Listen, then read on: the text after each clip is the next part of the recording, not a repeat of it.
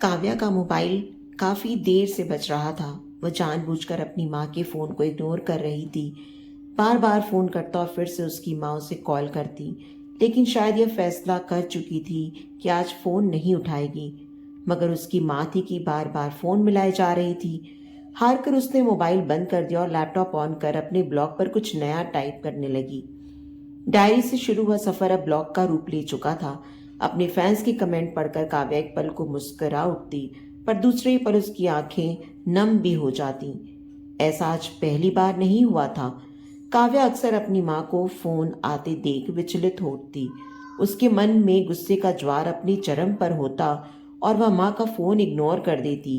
यदि कभी फोन उठाती भी तो नपे तुले शब्दों में बात करती और फिर मैं बिजी हूं कहकर फोन काट देती। काव्या की माँ एकाकी जीवन जी रही थी। पिताजी तो अपने दफ्तर के काम में अति व्यस्त रहते। कभी कभार अपनी बेटी के लिए समय निकालकर उससे बात करते या यूं कहें कि अपनी बेटी के बारे में जानकारी लेते। सॉफ्टवेयर कंपनी में काम करने वाली काव्या चेहरे से आकर्षक, बोलने में बहुत सभ्य थी, लेकिन उसके व्यवहार में कुछ कमियां उसे दूसरों से कमतर ही रखती। ना तो वह किसी से खुलकर बात कर पाती और ना ही किसी को अपने करीब आने देती।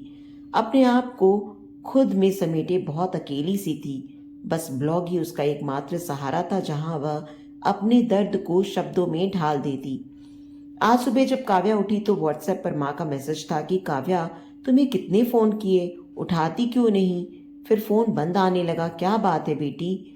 संदेश पढ़कर उसके होठों पर कुटिल मुस्कान तैर गई। फिर धीरे से बुदबुदाई कि अब तुम्हें मेरी याद सताने लगी माँ, जब मैंने खुद को अपने अंदर समेट लिया है।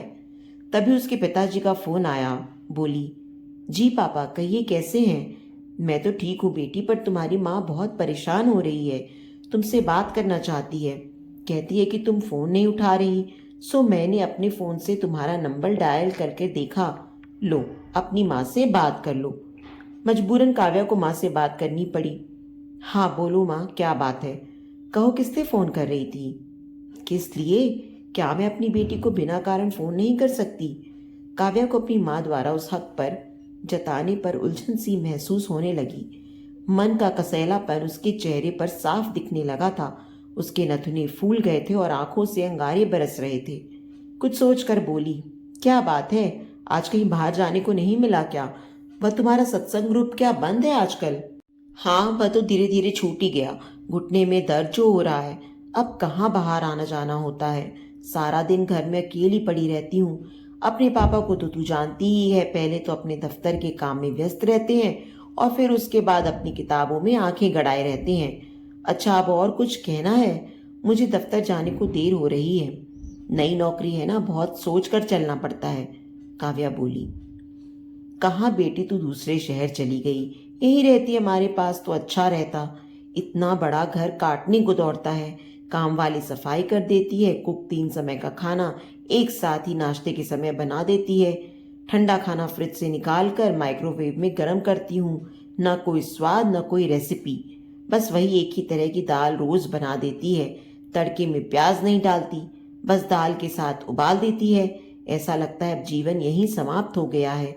तू रहती तो कम से कम काम वाली से काम तो करवा लेती।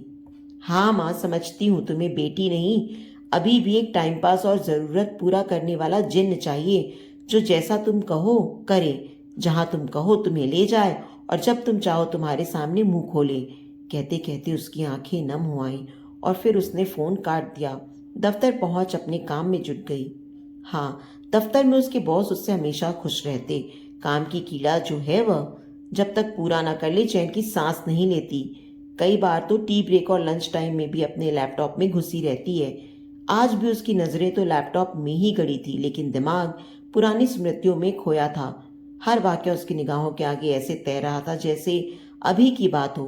कहाँ भूल पाती है वह एक पल को भी, हर उलाहने, हर बेइज्जती को।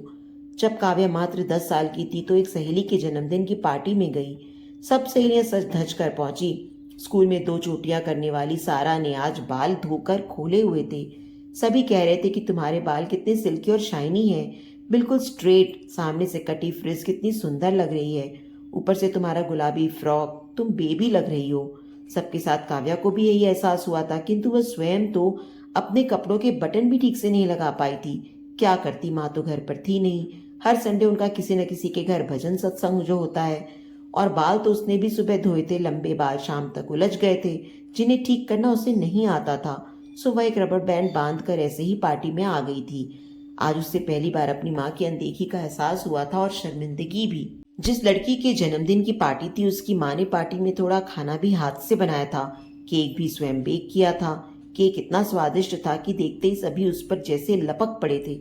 उसकी माँ के हाथ के बनाए खाने की भी सब तारीफ कर रहे थे, और केक से तो जैसे मन ही नहीं भर रहा था। काव्या को अपने जन्मदिन की याद आई जब उसकी माँ ने सारी सहेलियों को बुलाकर बाजार से लाया केक काटा और बाजार के बॉक्स में पैक्ड खाना सबको हाथ में दिया और कहा, घर जाकर खा लेना। इस बात को पहले तो वह समझी नहीं थी, किंतु अब उसे एहसास हुआ था कि उसकी सहेली की माँ ने कितने शौक से अपनी बेटी के जन्मदिन की तैयारी की थी। वह स्वयं भी उसकी माँ के बनाए खाने को खाकर उंगलियां चाटती रह गई थी, और फिर पार्टी के अंत में अपनी सहेली की माँ से बोली, आंटी क्या मैं घर के लिए भी खाना ले जा सकती हूँ? वह मासूम नहीं समझती थी कि यह समाज की नज़र में एक व्यवहारिक दोष है। पेट भर खाना खाने के बाद भी वह मांग रही है। उसकी सहेली की माँ ने उसे घर के लिए खाना तो दिया, किंतु अगले दिन उसकी सहेलियां उसकी खिल्ली उड़ा रही थी कि यह खाना मांग कर ले जाती है, और वह जवाब में कुछ न बोल पाई, बस मन महसूस कर रह गई। कैसे बताती वह सबको कि उसके घर में तो कुक ही खाना बनाती है। सो वह स्वादिष्ट खाने को देख अपने आप को रोक न पाई। उसकी माँ तो सहेलियों के साथ कभी इस तीर्थ पर जाती तो कभी उस तीर्थ पर, कभी उस पंडे की कथा सुनने 10 दिनों तक बन ठन कर जाने का समय हमेशा रहता था, जहाँ नाचना और भरपूर खाना होता था, पर बेटी के लिए समय नहीं होता। 4-5 दिन बाद ही फिर उसकी माँ का फोन आया। उसने न चाहते हुए भी फोन उठाया, क्योंकि वह जानती थी कि यदि उसने माँ से बात ना की तो पिताजी जरूर फोन करेंगे। फोन उठाते ही माँ कहने लगी, मन नहीं लगता सारा दिन घर में पड़े पड़े। क्यों माँ, तुम्हारे पास तो स्मार्टफोन है, अपनी सहेलियों से वीडियो कॉल कर लिया करो, तुम्हें उनके दर्शन हो जाएंगे, और तुम्हें तुम्हारे या कभी उन्हें घर ही बुला लिया करो। अब तुम तो चल फिर नहीं सकती, किसे कर लूं फोन? सब की सब अपने परिवारों में मस्त हैं। किसी के बेटी दामाद अमेरिका से आए हैं, तो कोई अपने पोती से मिलने बेटे के घर गई है। जो थोड़ी जवान औरतें हैं वे अपने बच्चों में व्यस्त हैं। किसी को फुर्सत नहीं मेरे लिए। तेरे पापा भी अब तो दूर दूर रहते हैं। कुछ बोलती हूँ तो कहते हैं भजन लगा देता हूँ म्यूजिक सिस्टम में, या फिर टीवी देख लो। कोई पास बैठकर बात नहीं करना चाहता। अच्छा माँ, मैं फोन रखती हूँ, हमारे बॉस का तबादला दूसरे शहर में हो रहा है, सभी को मिलकर उनकी फेयरवेल पार्टी की तैयारी करनी है।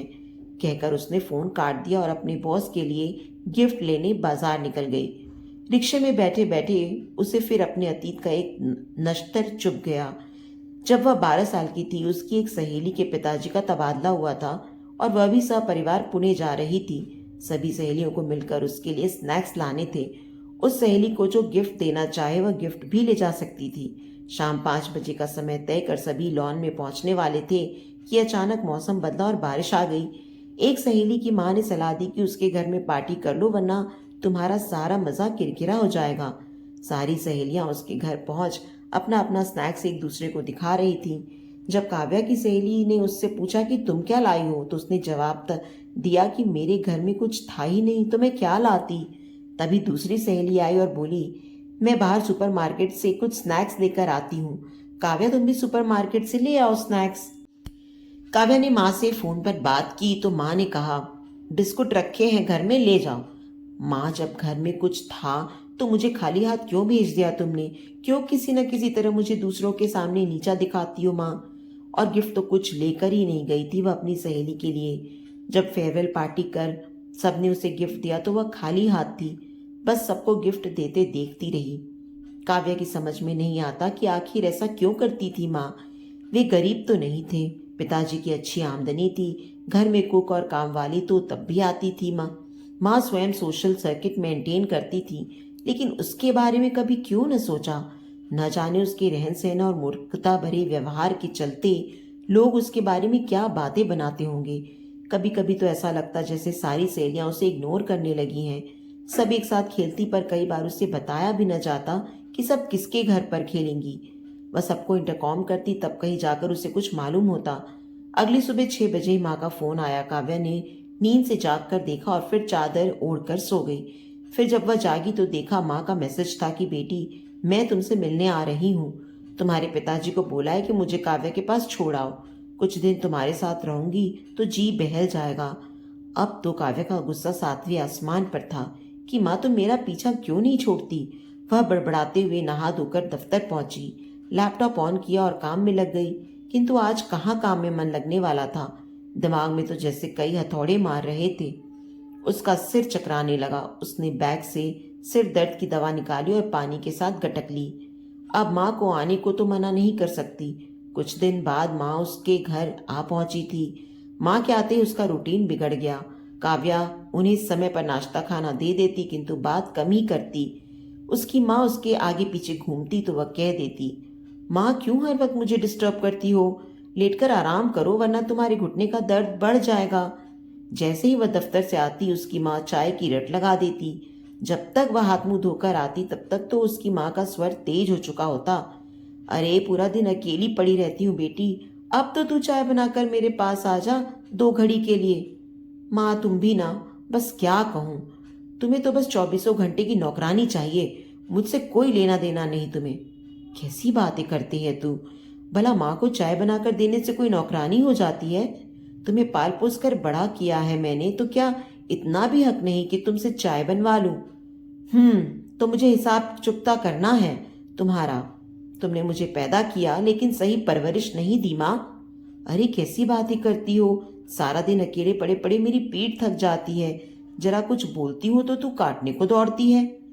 तो माँ बाहर खुली जगह में थोड़ा टहल आया करो। अगले दिन जब काव्या दफ्तर से आई तो टेबल पर चाय के कप लुढ़के पड़े थे। रसोई में स्लैब पर चाय पत्ती व चीनी बिखरी थी और चींटियां घूम रही थी। बिस्किट का डब्बा भी खुला पड़ा था। काव्या रसोई से चीखी, माँ आज घर में कोई आया था क्या मेरे पीछे से। चीखती क्यों है, यहीं बाहर एक सहेली बनी थी कल, मैंने उसे आज घर बुला लिया। सारा दिन घर पर पड़े बोर होती हूँ। तुझे तो मेरे लिए फुर्सत नहीं। किसी से थोड़ा बोल चालू तो मन हल्का हो जाता है। माँ अपना बोलना चालना बाहर तक ही सीमित रखो। रसोई का कितना बुरा हाल किया है। घर में मिट्टी ही मिट्टी हो रही है। सहेली से बोल देती कि चप्पलें बाहर ही खोले। उफ, तुम्हारे घर क्या आयु। तू तो बड़ा एहसान दिखा रही है मुझ पर, जैसे मैं तो तेरी कुछ लगती ही नहीं। क्या तुम्हारी पहचान के लोग नहीं आते घर पर। नहीं आते माँ, मुझे आदत नहीं किसी को घर बुलाने की। तुमने क्या कभी मुझे अपनी सहेलियों को घर बुलाने दिया था। तुम हमेशा कह देती कि घर गंदा हो जाता है जब तुम्हारी सहेलियां आती हैं। सारा सामान इधर उधर कर देती हैं। बारिश और गर्मियों के दिनों में मैं अकेली घर पर पड़ी रहती थी। तुम तो सत्संग और मंदिरों के फेरे लगाने में व्यस्त रहती और मैं सदा घर पर अकेली। बाहर तुम नहीं निकलने देती और यदि किसी को बुलाना चाहती तो तुम सदा ही टोक दिया करती। हद हो गई, कब की बातें मन में लिए बैठी है। मुझे तो यह सब याद भी नहीं।